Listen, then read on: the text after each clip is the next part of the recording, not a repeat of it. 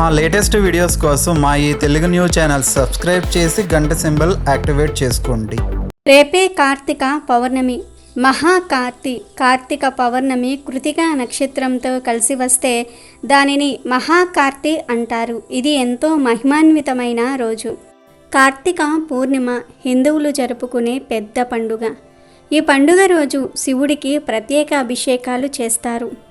దేశవ్యాప్తంగా ఉన్న శివాలయాలు శివనామ స్మరణతో మారుమోగుతాయి.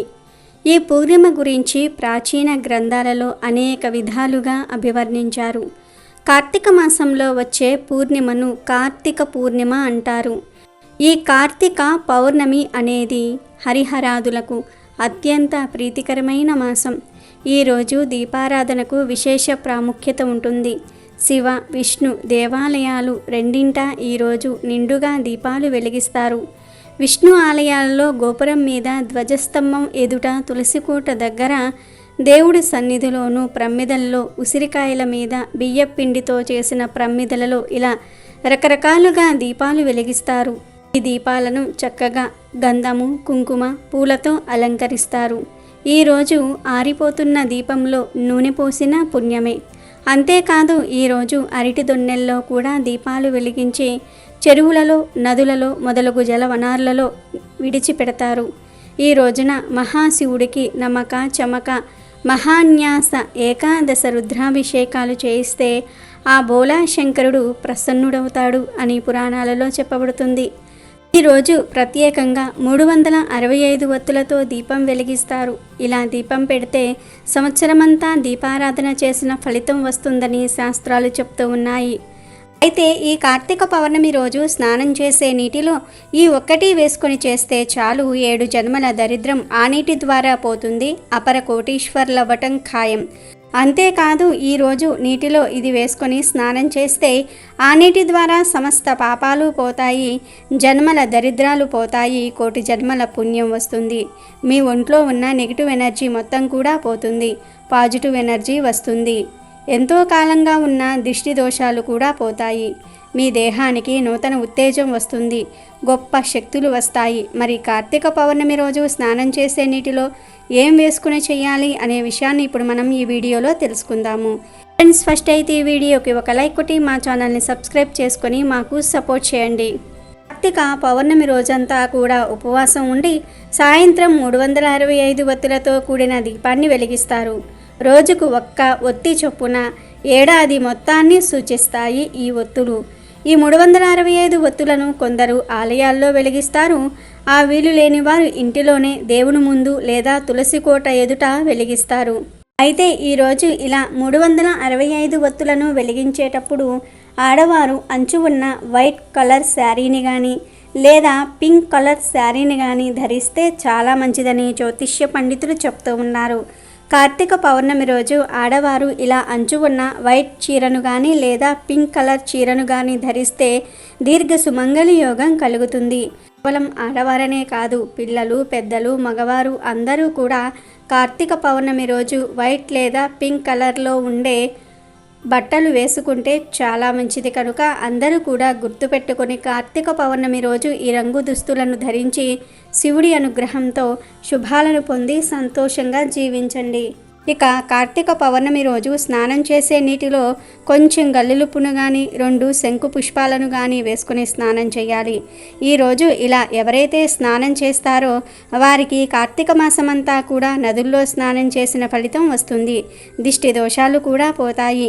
ఈరోజు ఉదయం సాయంత్రం ఇలా స్నానం చేస్తే 7 జన్మల దరిద్రం ఆ నీటి ద్వారా పోతుంది, అపర కోటీశ్వర్లవ్వటం ఖాయం.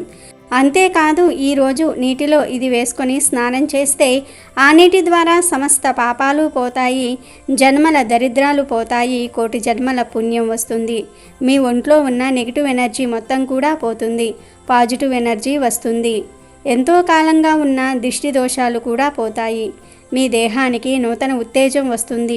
కాబట్టి ఈరోజు ఉదయం మరియు సాయంత్రం నీటిలో గల్లులుప్పు లేదా శంకు పుష్పాలను స్నానం చేసే నీటిలో వేసుకుని స్నానం చేయండి. అలా స్నానం చేసే సమయంలో గంగే చ యమునే చేవ గోదావరి సరస్వతి నర్మదే సింధు కావేరీ జలేస్మిన్ సన్నిధం కురు అనే శ్లోకాన్ని చదువుకోవాలి. ఈరోజు ఈ విధంగా స్నానం చేస్తే 7 జన్మల దరిద్రాలు పోయి 1,000,000 జన్మల పుణ్యం వస్తుంది.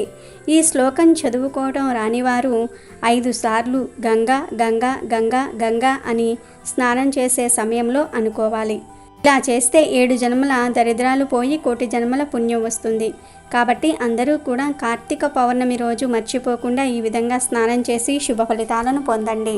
సాగర మదనం సమయంలో పాలకడలి నుంచి పుట్టిన ఆలాహలాన్ని పరమశివుడు స్వీకరించి తన కంఠంలో నిలుపుతాడు. అయితే ఆ ఆలాహలం మంటలకు శివుడికి ఎక్కడ ప్రమాదం జరుగుతుందో అని పార్వతీదేవి సహజ సిద్ధమైన బేలతనం వల్ల భయపడుతుంది. తన భర్తకు ఆలాహలం మంటలు వల్ల ఏమీ రాకుండా ఉండాలని దానికి ప్రతీకగా ప్రతి కార్తీక పౌర్ణమికి తన భర్తతో సహా జ్వాలాతోరణం దాటుతానని అగ్నిదేవునికి మొక్కుతుంది. శివునికి ఏమీ కాలేదు. పార్వతీదేవి మొక్కుకున్న విధంగా ప్రతి కార్తీక పౌర్ణమి రోజున పరమేష్టి పరమ శివునితో సహా జ్వాలాతోరణం దాటుతుంది. దానికి ప్రతీకగానే కార్తీక పౌర్ణమి రోజు గుడిలో జ్వాలాతోరణం ఏర్పాటు చేసి శివ పార్వతులను ఆ తోరణం కింద నుండి దాటిస్తారు. ఈ తోరణాన్ని కొత్త గడ్డితో చేస్తారు. కొత్త గోంగూర నారను తాడుగా పేని 2 చెట్లకు మధ్యగా కానీ 2 కర్రలకు మధ్యగా కానీ తోరణంలాగా కడతారు. కొత్త గడ్డిని అంటించగానే అది రెపరెపలాడుతూ కాలిపోతుంది. ఆ మంట ఆరేలోగా స్వామివారిని 3 సార్లు తోరణం కిందుగా తీసుకువెళ్తారు. భక్తులు ఈ జ్వాలా తోరణం కిందిగా వెళ్తే నరక బాధలు తప్పుతాయని నమ్మకం. అలాంటి వారి కోసం కైలాస ద్వారం తెరుచుకుంటుందని చెప్తూ ఉంటారు. అలాగే తోరణం మండగా మిగిలిన గడ్డిని రైతులు ధాన్యం గాదెల్లో వేస్తారు. పశువులకు తినిపిస్తూ ఉంటారు. దీనివల్ల పాడి పంటలు సమృద్ధిగా లభిస్తాయని వారి నమ్మకం. గడ్డి మండగా మిగిలిన నుసిని బొట్టులాగా పెట్టుకుంటూ ఉంటారు. ఆ బొట్టు పెట్టుకోవటం వల్ల నరదృష్టి, భూత ప్రేతాత్మల పీడ ఉండదని వారి నమ్మకం. ఇది అంతా కూడా పెద్దలు చెప్పిందే. దీనిలో తార్కాణానికి చోటు లేదు. పాటిస్తే వచ్చే నష్టమూ లేదు. కానీ తోరణం దాటేటప్పుడు మెలకువగా లేకపోతే అగ్ని ప్రమాదాలు జరగవచ్చు. ఆ తోరణం దాటేటప్పుడే మనం జాగ్రత్తగా ఉండాలి. ఎందుకంటే గడ్డి మండుతూ రాలుతూ ఉంటుంది. స్వామి అమ్మవార్లను కూడా చాలా వేగంగా తోరణం కిందుగా తిప్పుతారు. కార్తీక పూర్ణిమ రోజున పరమశివుడు త్రిపురాసురుడు అనే రాక్షసుని సంహరించినట్లు మనకు పురాణాల ప్రకారం చెప్పబడుతుంది. అందుకే దీనికే త్రిపుర పౌర్ణమి అనే పేరు కూడా వచ్చింది. ఒకనాడు కృష్ణమధుడు అనే ఒక ముని ఏకాగ్రతతో వినాయకుని జపమునందు మునిగి ఉండగా అతనికి పర్వతములు సైతము అదిరిపడేంత పెద్ద ధ్వనితో ఒక తుమ్ము వచ్చినది. ఆ తుమ్ములో నుంచి ఒక బాలుడు పుట్టాడు. ఆ బాలకుడు ముని ముందు నిలబడ్డాడు. ఆ బాలుణ్ణి చూసిన మునిశ్రేష్ఠుడు, బాలక నీవు ఎవరు అని అడుగగా ఆ బాలకుడు, నీ తుమ్ములో జన్మించినాను గనుక నీవే నాకు తల్లివి తండ్రివి, నేను ఎవరినో నీకే తెలియాలి అని జవాబు చెప్తాడు. ఆ బాలకుని మాటలకు ఆశ్చర్యపడిన ముని అతని శక్తియుక్తులకు సంతసించి గణానాత్వం అనే ఒక గణపతి మంత్రమును ఉపదేశించెను. ఈ గణపతి మంత్రమును ఆ బాలుడు 5,000 సంవత్సరాలు జపించెను. అప్పుడు ఆ బాలునికి గణపతి సాక్షాత్కరించి, బాలక ఏం వరం కావాలో కోరుకో అన్నాడు. అప్పుడు ఆ బాలుడు, స్వామి 3 లోకములలో నాకు ఎవరు ఎదురు ఉండరాదు. దేవతలు నాకు వసులై ఉండాలి. నేను దేనిని సంకల్పించినా అది తక్షణమే సిద్ధించాలి. నేను ఇహములో సుఖములను అనుభవించి పరములో మోక్షమును పొందాలి అను వరములను అతడు గణపతిని కోరెను. గజాననుడు ఆ వరములను ప్రసాదించెను. గమనము గల 3 పురములను బంగారముతో వెండితో ఇనుముతో నిర్మించి అతనికి ఇచ్చి, ఈ పురములు ఒక శంకరుని చేత తప్ప ఎవ్వరి చేతను ఛేదింపబడవు. 3 పురములకు అధిపతివి గనుక నీకు త్రిపురాసురుడు అను ఖ్యాతి లభించును. శంకరుడు తన ఏకైక బాణముతో ఈ 3 పురములను ఛేదించినప్పుడు నీకు ముక్తి లభించును అని వరము అనుగ్రహించెను. త్రిపురాసురుడు గజాననుని వలన పొందిన శక్తులతో భూమండలము అంతటినీ కూడా ఆక్రమించాడు. తరువాత అతడు దేవలోకముపై దండయాత్ర చేస్తాడు. ఇంద్రుణ్ణి ఓడిస్తాడు. అమరావతిని తన రాజ్యముగా చేసుకున్నాడు. అచ్చటి నుండి త్రిపురుడు బ్రహ్మలోకమునకు దండెత్తడానికి వెళ్తాడు. బ్రహ్మ త్రిపురాసురుడికి భయపడి విష్ణువు యొక్క నాభి కమలములలో లీనమైపోయెను. విష్ణువు కూడా ఆ రాక్షసునికి కనబడకుండా క్షీర సముద్రమునకు చేరుతాడు. ఈ విధంగా త్రిపురాసురుడు బ్రహ్మలోకమును విష్ణులోకమును ఈ రెండింటినీ కూడా ఆక్రమిస్తాడు. ఇక శివలోకమును ఆక్రమించుకునుటకై అతడు కైలాసమునకు వెళ్తాడు. శివుడు కూడా కైలాసమును వదిలి మందర పర్వతమునకు పారిపోతాడు. తరువాత రసాతలము సప్త పాతాల లోకములు త్రిపురాసురుని వశమైపోతాయి. ఈ కారణమున వ్యాకులత చెందిన సమస్త దేవతలకు నారద మహర్షి గణేశానుగ్రహము పొందుటయే సరియైన మార్గమని ఉపదేశిస్తాడు. శంకరుడు ఎన్నిసార్లు యుద్ధం చేసినా త్రిపురాసురునిచే ఓడింపబడతాడు. అప్పుడు నారదుడు శివునితో గణేశుణ్ణి పూజించి ఆయన అనుగ్రహము పొందకపోవుట చేతనే ఈ పరాజయము నీకు సంభవించినది గనుక గణేశుణ్ణి పూజించి అతని అనుగ్రహమును సంపాదించుకొనుము అని చెప్పాను. అదిగాక వినాయకుడు త్రిపురాసురుడికి ఇచ్చిన వరము ప్రకారము ఆ రాక్షసుడు శివుని చేతనే చంపబడతాడు కూడా అని శంకరునికి తెలియజేస్తాడు.